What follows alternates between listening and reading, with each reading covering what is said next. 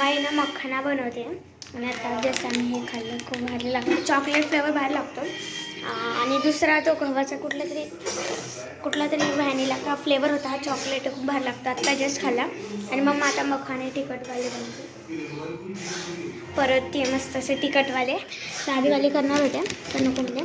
आणि हे जे आम्ही अर्धे उरलेले मखाण्याचे लाडू करणार आहेत आणि त्या डब्याला सुद्धा नेणार आहे. पौष्टिक असतात ना म्हणून. तुम्ही बघू शकता किती क्रिस्पी दिसत आहेत. काढल्यावर सांगते तुम्हाला कसे दिसत आहे बघा. दादा ते इकडं मस्त सोफ्यावर बसायचं, टी व्ही बघायचं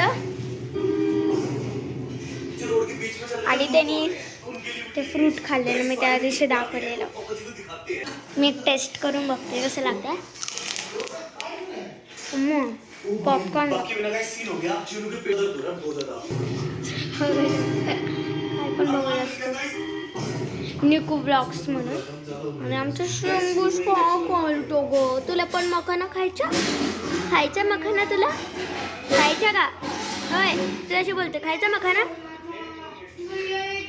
आणि आपलं मखाना रेडी आहे तर बघू शकता. मी हातानेच खाणार आहे, स्पूनने नाही खाणार आहे.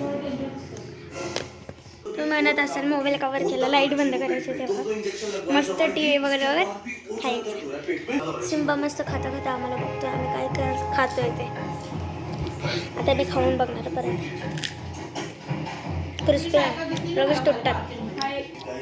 मी पहिलं खाते मग तुम्हाला भेटते. बाय.